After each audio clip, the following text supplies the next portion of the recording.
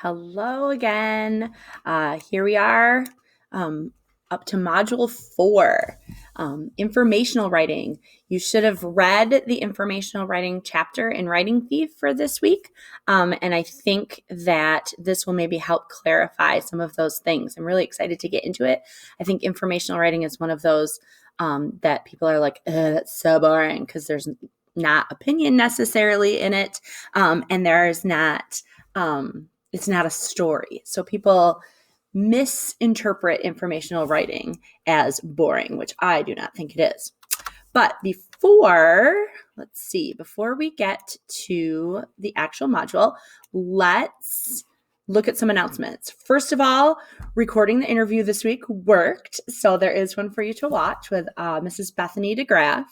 And I think I put in the module, full disclosure, she did have two of my own children as students in first grade, both my son Eddie and my son Charlie, who are very different students. And when I was interviewing her, it was hard not to chuckle about some of the classroom management issues, because my son Eddie is a rule follower and works really hard to do exactly what's expected of him. And my son Charlie has an IEP for some severe anxiety, and he's emotionally impaired, and his anxiety comes out as he is the kid who will throw desks, or did in the first grade. He doesn't anymore. So it was fun to listen to her talk about that. And I think you'll enjoy the interview as well. I also wanted to talk about writing buddies and the writing center information. I'm going to switch screens here a second and show you on our discussion board. I added, move my little face over here. I added down here a topic, writing workshop. If we were in person, part of our time would be devoted to working on things like your literacy narrative, and then later working on your philosophy of teaching and working on your lesson design. We would be doing those in partners and buddies and groups, full class, singular. I would give you writing time. That's not something you have to do it on your own, seeing as that we're asynchronous. So I did want to give you some resources for doing that. Number one, if you want a writing buddy, I did put a topic in here. If you want to exchange emails so that you can send each other drafts to kind of read and compare, or if doing some sort of FaceTime with somebody to read each other's and critique or to talk it out would help. I'd love for you all to be able to do that. I also put the Writing Center information in here. Obviously, this is not one that you have to respond to unless you have questions about it. If you haven't used WMU's Writing Center, I highly recommend it. They're very awesome. In fact, just last Friday, I had an appointment to talk about, I was writing my own philosophy of teaching for my 6690 class that I'm taking with Dr. Gogan.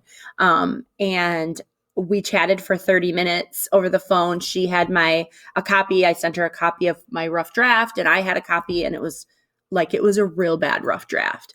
But she and I read through it, and each paragraph we stopped and we discussed. She also knew what my assignment was. I had shared the assignment sheet with her. And so she kind of went through and gave me some really great suggestions for what I can do to flesh it out a little bit more and to meet some of the criteria. And I was grateful. So it's super easy. On here, it tells you just go here and to schedule a slot. They walk you really through it. If you've never used Teams, they tell you how to do that. It's a really good resource. Basically what I did there with her is what I would do. I've found those people in my life who do that for me. But if I didn't, the Writing Center would become invaluable to me. But again, maybe you can find somebody who can do that for you here in the class, or maybe you can find somebody who's not in our class and it's not the Writing Center, someone outside of our class a teacher, another teacher, or another professor that you know very well who can help read through some of your things. That is perfectly acceptable for working on. So I just wanted to make sure I gave some ideas so that you didn't feel like you were writing in like this isolation room, that you can find other people to help you with those things. Let's see. Minimize. I have been updating and scoring and grading and reading things, but not all of my technology has cooperated this week for both my WMU and my own 8th graders here. It's been a struggle bus with the grading systems. So I have things. I'm attempting to put them in and just keep checking back. Scores will be going in. All right, let's check out what we're doing this week. Okay, so this week you're going to respond to the articles of the week numbers 5 and 6 that Brittany and Catherine posted on the discussion board. And I can go back to that discussion board here, see articles of the week. Most people have done a really good job with these. These are past due.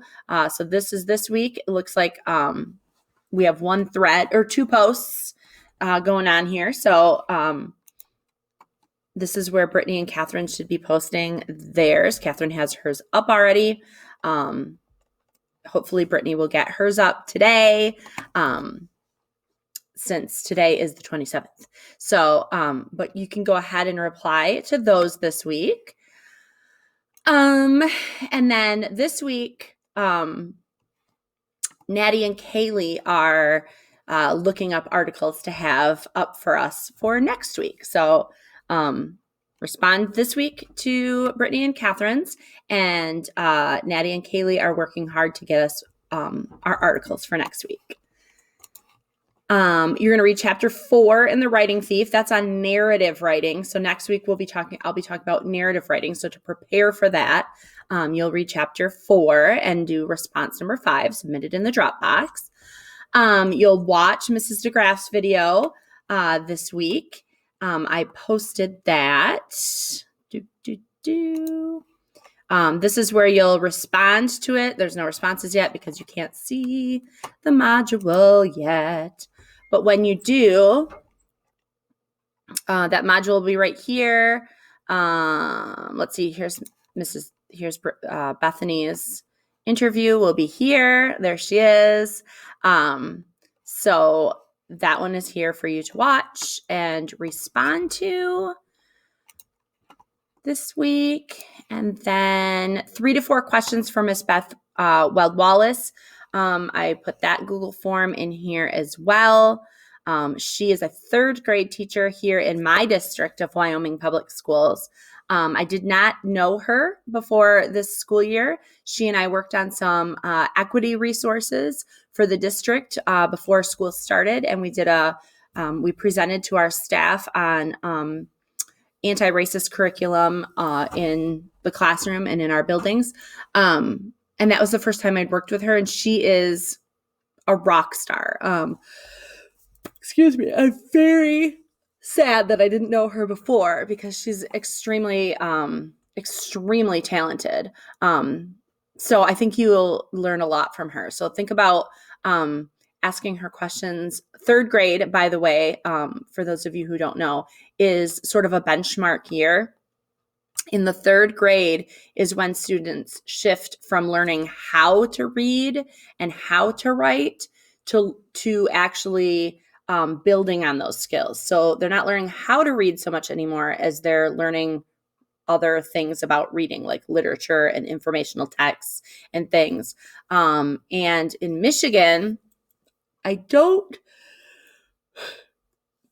because of the COVID pandemic and things, I'm not sure where they stand with this law right now, but a law did go in place a couple years ago that if students did not meet 3rd grade benchmarks for reading, they would have to be held back and would not be allowed to go on to the 4th grade until they could meet those benchmarks for reading.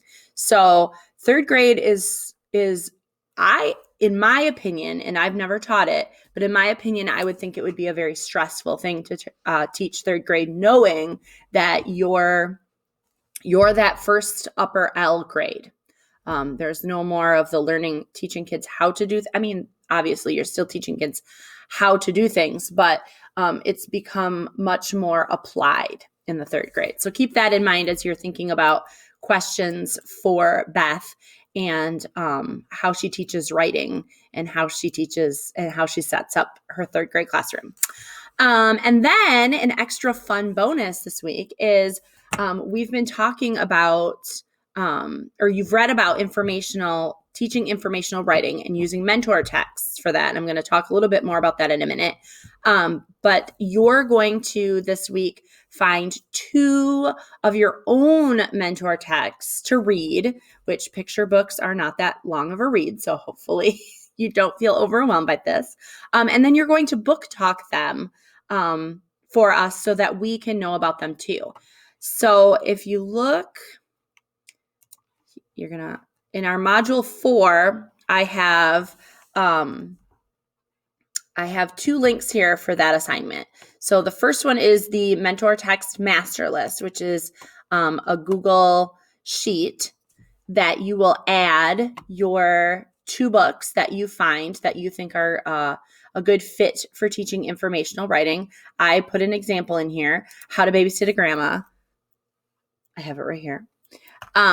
You're going to do 2. So you'll find 2 that you feel fit into those. And after my lecture, you'll see kind of the different types of informational writing that you could use.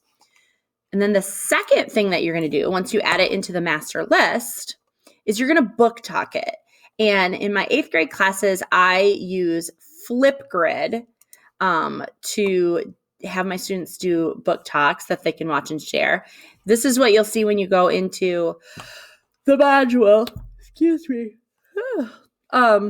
You can go in with Google if it asks you for I'm going to guess that it's going to ask you for a join code. If you need the join code, it's down here.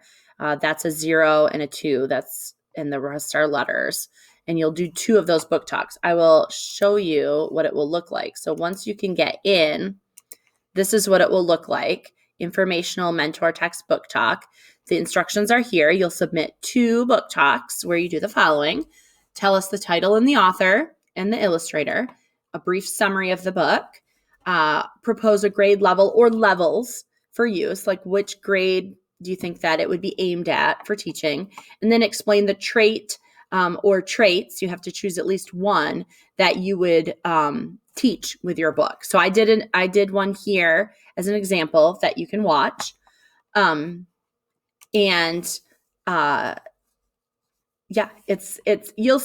see more what I mean when I say traits and things here with the lecture. So, and then of course, continue your literacy narrative drafting. Continue drafting your literacy narrative drafting. That's not even, there you go. Okay, so let's dig into the lecture. So, first of all, I think it's really important before you start planning anything as a teacher to know what your standards are that you are supposed to be assessing. You're supposed to be teaching and assessing what students are supposed to be able to do. So I put them all in here. I'm not going to read them all word for word because you are all adults and can read. But you might, I inserted them into this lecture slides mostly so that you could see how they progress, how they're all the same but different, how they start at one level and they build on each other. So for instance, these are the lower L informational writing standards according to the Common Core State Standards.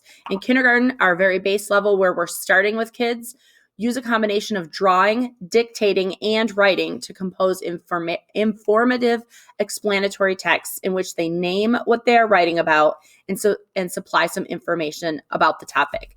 This could be as simple as they are drawing a picture of their family and they are labeling it. That is an informational text at the kindergarten level.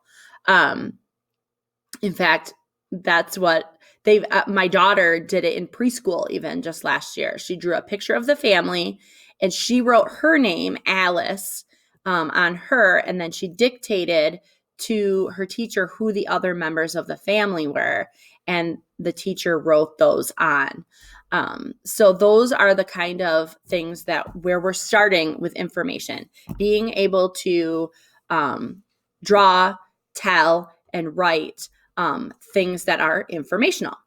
Once we get to first and second grade, we're writing. And the goal is that they can name their topic and give some facts about the topic, and provide some sense of the end in first grade. In second grade, we move up to you introduce your topic, you use facts and definitions, and a concluding statement. So that's going to be where our kids go in lower L.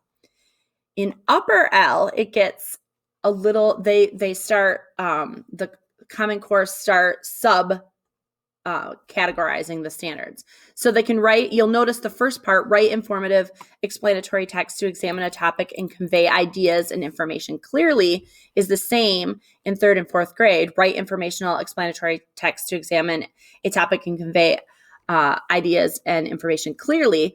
But then as we break it down, those things get more and more specific now as we go up in grade.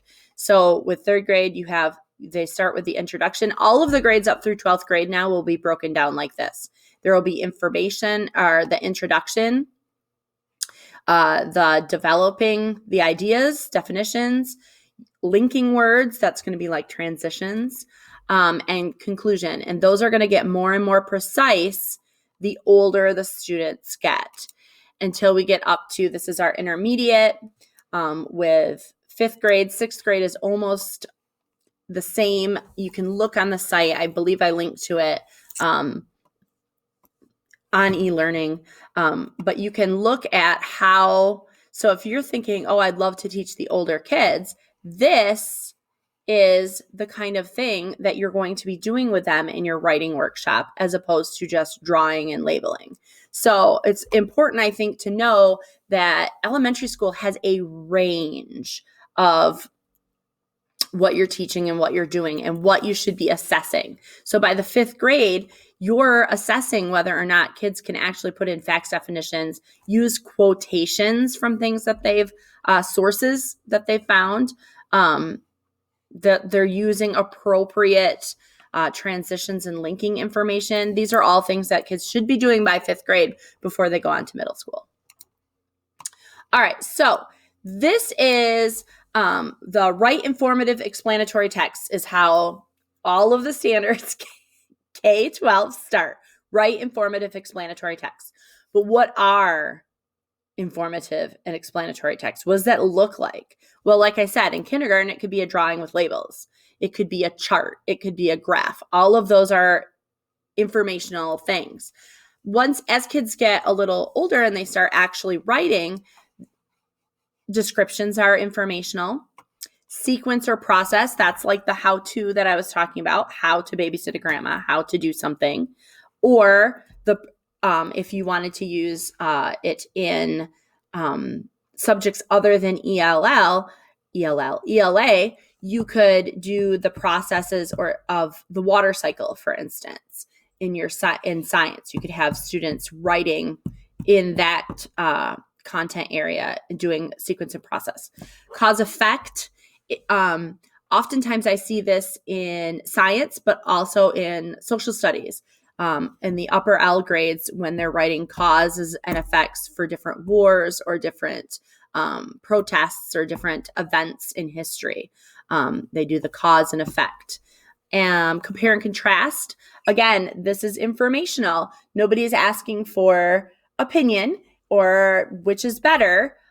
Just comparing and contrasting things. So I've had my 8th grade students choose something in the media. So they had to choose either a book, a video game, a movie, a TV show, something of that, two YouTube channels, whatever. They had to choose 2 things and compare and contrast them. And they can do that written, but they can also do that in graphs and charts and maps. So, or infographics. I had my 8th graders create infographics. So that's informational as well. Problem solution. Again, sometimes people think, well, that's an argumentative. It doesn't have to be. If you're giving problems and solutions, you can give solutions that you don't agree with, without saying that you don't agree with them. So, again, this is one that I see often, cross-curricular, and proofs in math, although elementary kids aren't going to be doing proofs in math. But you can have students doing problem solution writing in the math. My kids do this. They have to write what the problem is and the ways that they could solve that problem. They have to write it out. My kid who's basically got a calculator for a brain, hates that. My kid who wants to be a comic writer and illustrator when he grows up loves those math problems. So all of these different kinds, you can be creative when you're looking for a mentor text. I went with fiction. That's still a how-to. It's fiction, but it's still informational. So fiction can be informational as well. It's not always just nonfiction. Although you will find the vast majority of informative and explanatory texts are nonfiction. All right, so you want to find the right mentor text when you're looking. Picture books are great. Picture books are what I'm asking you to use for this assignment, particularly because I think using picture books is the thing that will help us all build our classroom libraries and find books that we want to have on hand. However, when you're teaching, and you can keep in mind for later in the semester when you're thinking about creating a lesson on teaching a sort of writing, authentic texts are just as important. I believe the Writing Thief gives examples of signs and other different real world texts that you can use. Textbooks are great mentor texts. You can have the kids look at the way their science and math books are written. What parts of it are informational? A lot of math books have how to do a problem. That's informational. Recipes. This is a fun one. I've seen kids write up recipes for things like a camp trip, or recipes for the perfect day with grandpa or whatever. So recipes are not, but then they looked at recipes first. Instructions, product listings. This is a big one that I looked at with my 8th graders when we did compare contrast. We looked at the different product listings and how they were written and how we could compare those things. Websites, as the kids get older, there are websites out there that do, especially politicians, but I don't know that I would bring politicians into an elementary, maybe. But they have some set up that just say, here's this candidate and here's this candidate. There's no opinion given. It's just, here are the ways they're the same and different. So those kind of things can be used as well. Okay, so teaching the traits of informational writing. I mentioned and I linked to I added in e-learning the 6+1 traits, and that's kind of what the Writing Thief uses those, how to teach each of the traits for the particular genre. And so this week you were looking at informational. And so these are the traits: ideas, organization, voice, word choice, sentence fluency, conventions, and presentation. When I did my book talk for you on how to babysit a grandma, I looked at these and thought, what would I use this book in particular to show my students? And if I was doing a how-to writing assignment with my students, I would probably use How to Babysit a Grandma. I would use it to explain organization to my students. How is your assignment, how is your writing going to be structured and set up? And I would ask them, I wouldn't just tell them, I would ask them, what do you notice about the order that the narrator, listed her steps for how to babysit a grandma?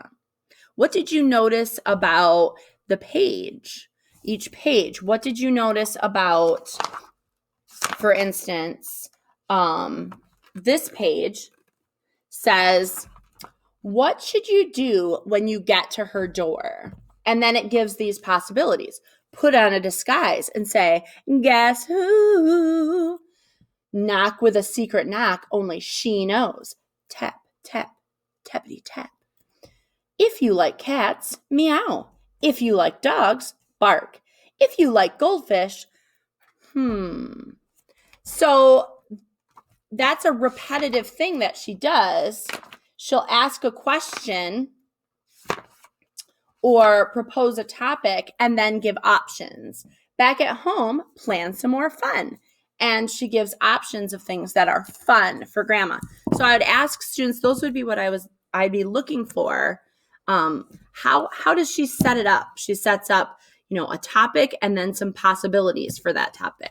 I might also use this for voice. It's told in the first person. It sounds like a little kid is telling it.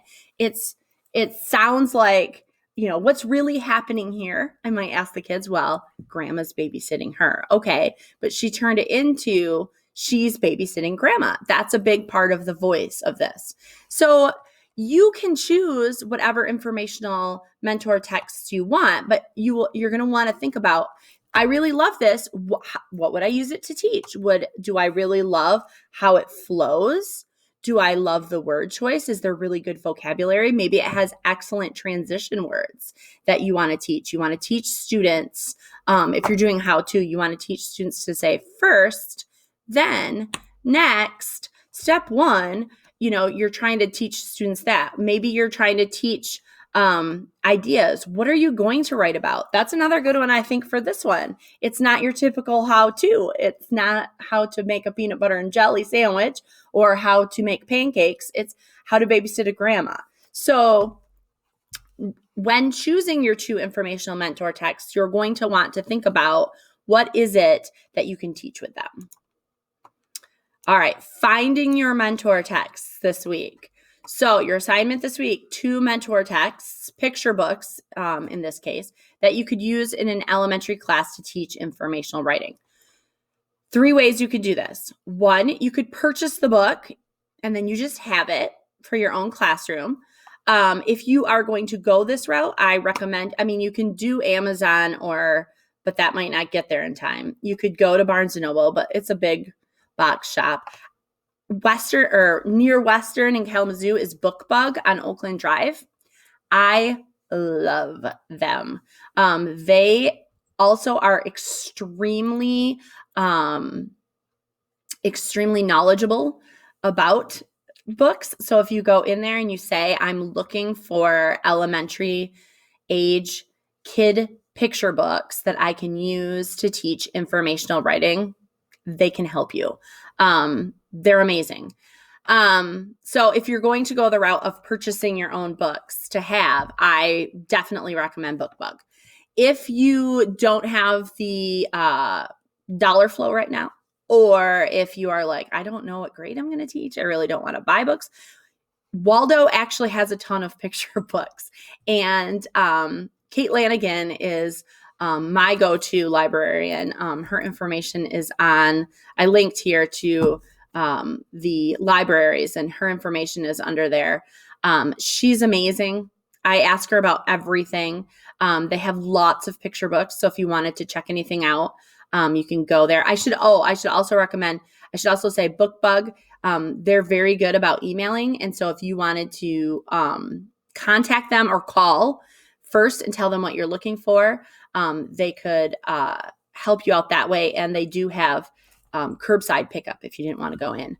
And Waldo also has the curbside pickup. So you can browse online to see what you want there. Same thing with BookBug. You can browse online.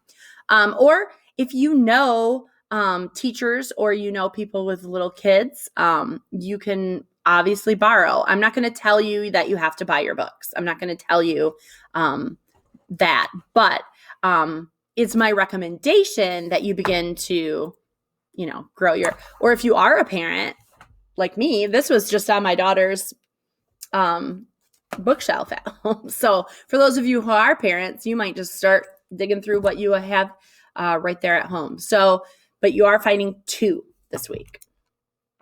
All right. So assignment reminders for the week. Respond to the articles of the week 5 and 6 from Catherine and Brittany. Brittany's going to get hers up. Read chapter 4 for next week and reading response. I might save that for last since that's on narrative writing and we want to be in the headspace of informational writing here. Mrs. DeGraff's interview, and respond to that on the discussion board. Submit some questions for Ms. Weld-Wallace. 2 mentor texts for informational, and then keep on keeping on with your literacy narrative. If you have questions, as usual, please let me know. Shoot me an email. Y'all have been pretty quiet in my email box, which I'm going to say no news is good news. But your responses have been wonderful to read, and I've really been having a good time reading your writing. So keep up the great work, and have a wonderful week.